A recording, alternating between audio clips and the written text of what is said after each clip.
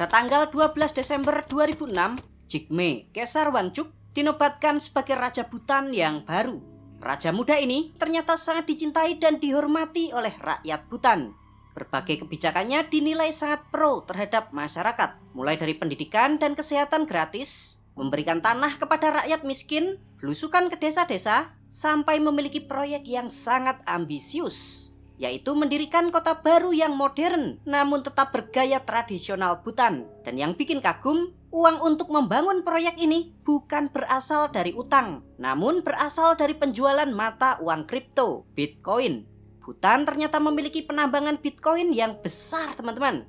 Lalu gebrakan apa saja yang dilakukan oleh raja muda ini, serta bagaimana kehidupan pribadinya? Yuk kita bahas di video kali ini. Siapkan cemilan kalian ya teman-teman. Negara Bhutan adalah sebuah negara kerajaan yang persis di selatan pegunungan Himalaya. Negara ini terkurung oleh daratan dan terhimpit di antara dua negara besar, yaitu Cina dan India. Negara Bhutan juga merupakan negara yang berada di dataran tinggi. Hampir seluruh dari luas wilayahnya berada di dataran tinggi. Rata-rata ketinggian wilayah di negara Bhutan sekitar 3.280 mdpl atau setara dengan puncak Gunung Arjuno di Jawa Timur. Wah, pasti dingin banget nih teman-teman. Bhutan menjadikan agama Buddha sebagai agama resminya. Selain menjadi pemimpin negara, Raja Bhutan ternyata juga menjadi pemimpin agama.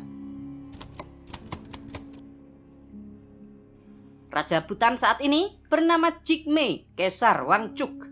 Beliau dilahirkan di kota Kathmandu, Nepal pada tanggal 20 Februari 1980. Beliau adalah anak pertama dari Jigme Singye Wangchuck, Raja Bhutan saat itu.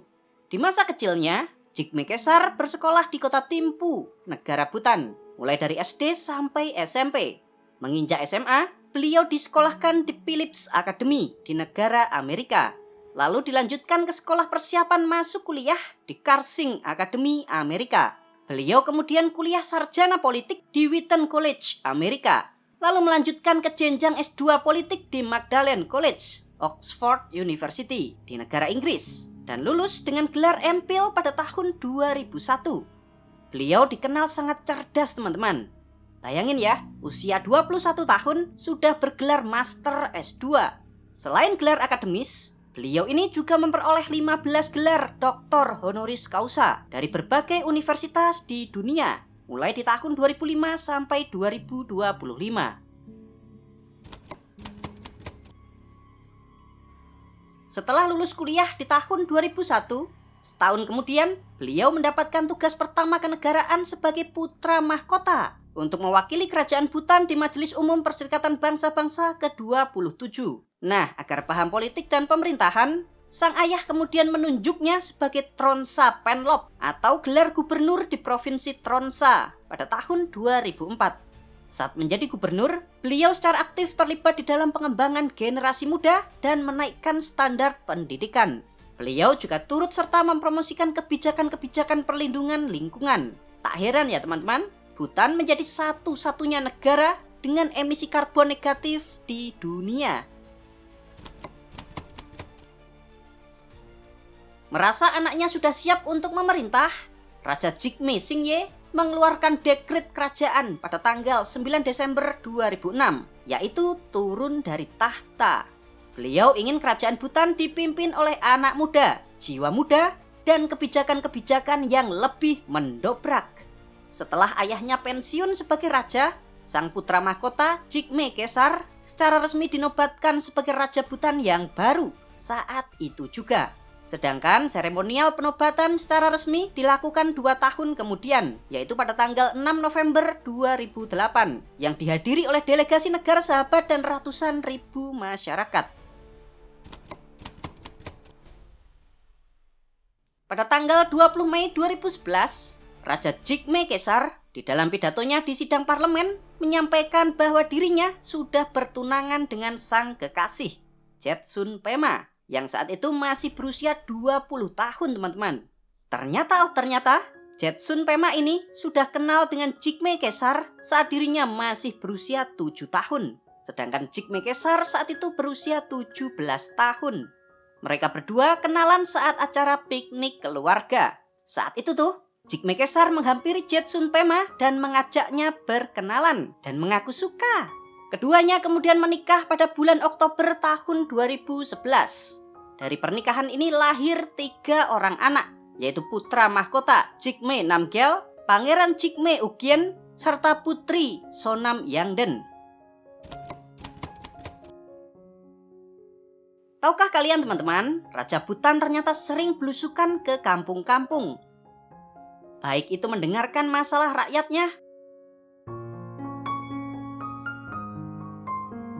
maupun ikut gotong royong bersih-bersih desa. Jadi meskipun seorang raja, beliau ini juga ikutan untuk turun langsung ke lapangan. Ini sebabnya Raja Bhutan sangat-sangat dicintai oleh rakyatnya. Selain itu, sang raja juga penuh dengan gebrakan. Kalian mau tahu nggak gebrakan apa yang telah dilakukan oleh Raja Bhutan yang muda ini sehingga rakyatnya dinobatkan sebagai rakyat paling bahagia di dunia? Yuk kita bahas. Yang pertama, ini nih kunci paling penting, yaitu bebas korupsi. Menurut Indeks Persepsi Korupsi tahun 2026, peringkat 1 itu negara paling bersih dari korupsi dan 180 adalah negara terkorup di dunia. Nah, Bhutan menempati peringkat 18 dunia atau setara dengan negara Jepang. Wow. Jadi Bhutan ini salah satu negara paling bersih dari korupsi, bukan cuma di Asia, namun sudah skala dunia. Peran KPK negara Bhutan memang sangat penting banget teman-teman. KPK di negara ini bebas dari intervensi politik. Selain KPK, peran yang gak kalah penting adalah sang raja. Ya, di dalam budaya masyarakat di negara ini, raja adalah simbol agama sekaligus simbol negara. Nah, Raja Bhutan itu sangat-sangat dihormati dan dipatuhi oleh rakyatnya, termasuk PNS. Pegawai negeri di negara ini memiliki komitmen moral yang tinggi untuk memprioritaskan kepentingan negara di atas kepentingan pribadi, sehingga tidak ada suap menyuap. Yang kedua adalah tambang. Bukan tambang nikel, batu bara juga bukan. Raja Bhutan membuat gebrakan untuk membangun pertambangan Bitcoin. Listriknya didapat dari surplus pembangkit listrik tenaga airnya. Di Bhutan tuh, air itu sangat berlimpah teman-teman. Saat ini pada bulan Mei 2026, pemerintah kerajaan Bhutan diperkirakan memiliki 3.400 hingga 3.954 koin Bitcoin. Yang ketiga, pembangunan kota kesadaran Gelapu yang digagas langsung oleh sang raja. Kota ini dirancang oleh BIG, perusahaan arsitek dari kerajaan Denmark. Kota ini mengusung prinsip netral karbon dengan bangunan maksimalnya itu hanya 6 lantai teman-teman. Serta bangunannya itu harus memakai material lokal seperti dari kayu, batu, dan bambu. Jadi bahannya itu nggak boleh impor. Nah, nantinya kota seluas 1000 km persegi ini akan memiliki berbagai fasilitas seperti bandara internasional, pusat spiritual, pusat kesehatan, universitas, serta pusat penelitian. Loh, dananya dari mana, Min? Utang ya? Yo enggak teman-teman, kota ini tidak dibangun dengan utang, namun dari penjualan Bitcoin. Di tahun 2024, Bhutan saat itu memiliki 13.000 Bitcoin. Namun saat ini di tahun 2026, sebagian besar koin itu telah dijual untuk membangun proyek ini. Gebrakan keempat, pada tahun 2008, Bhutan berubah menjadi monarki konstitusional. Untuk pertama kalinya dalam sejarah, anggota DPR negara Bhutan dipilih langsung oleh rakyat. Jadi di negara Bhutan itu ada 25 anggota DPR. 20 orang dipilih oleh rakyat, serta 5 orang sisanya ditunjuk oleh raja. Dan yang bikin kalian kaget, anggota DPR di negara Bhutan minimal harus lulus sarjana. Jadi kalau lulusan SMA, nggak boleh jadi DPR. Sedangkan jabatan Perdana Menteri dijabat otomatis oleh ketua partai pemenang pemilu.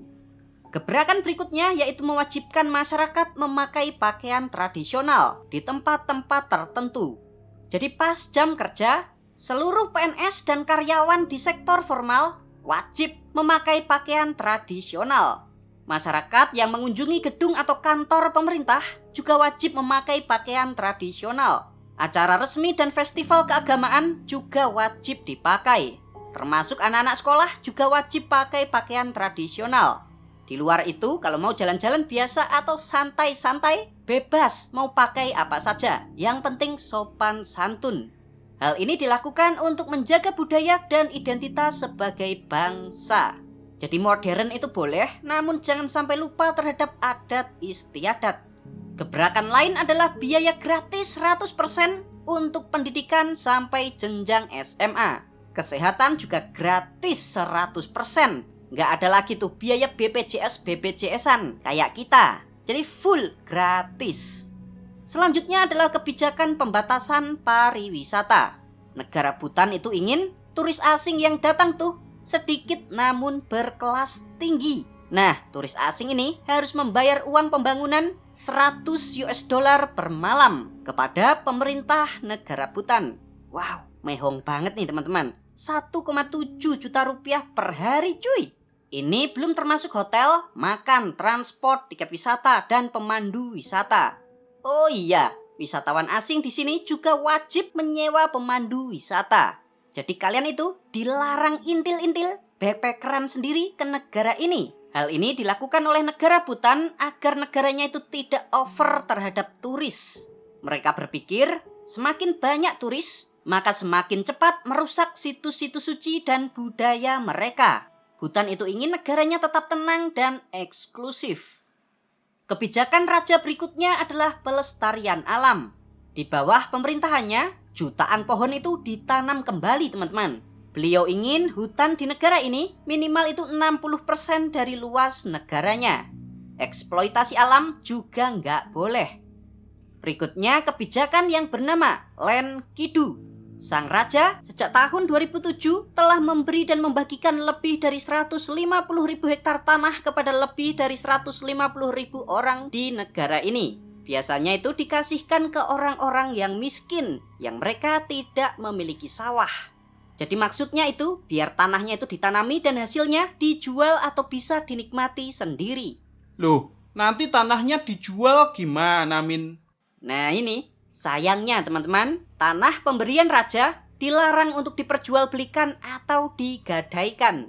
Namun boleh jika diwariskan ke anak cucunya. Ini nih, salah satu cara agar warga meskipun hidup miskin, minimal mereka tetap bisa makan. Gebrakan lain adalah kebijakan wajib militer untuk pria dan wanita selama 1 tahun. Kebijakan ini bernama Gyalsung. Ya meskipun namanya itu wajib militer, namun pelatihan militernya itu cuma 3 bulan saja teman-teman. 9 bulan berikutnya, para peserta itu malah diberikan pelatihan, yaitu pelatihan keterampilan khusus yang dapat mereka pilih. Seperti keterampilan bertani, ilmu kesehatan, teknologi, konstruksi bangunan, dan lain sebagainya. Gebrakan terbaru dari raja, sang raja melakukan restrukturisasi besar-besaran di tubuh pemerintah.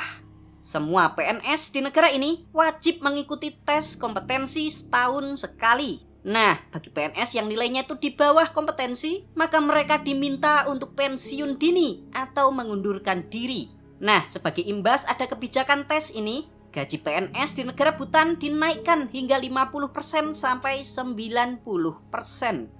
Itulah teman-teman beberapa kebijakan dan gebrakan dari sang raja. Bagaimana nih kalau menurut pendapat kalian? Terima kasih teman-teman sudah nonton sampai selesai.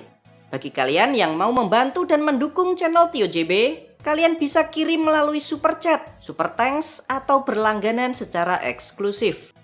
Jangan lupa ya untuk subscribe channel Tio JB dan tekan tombol loncengnya agar kalian tidak ketinggalan video-video menarik dari kita.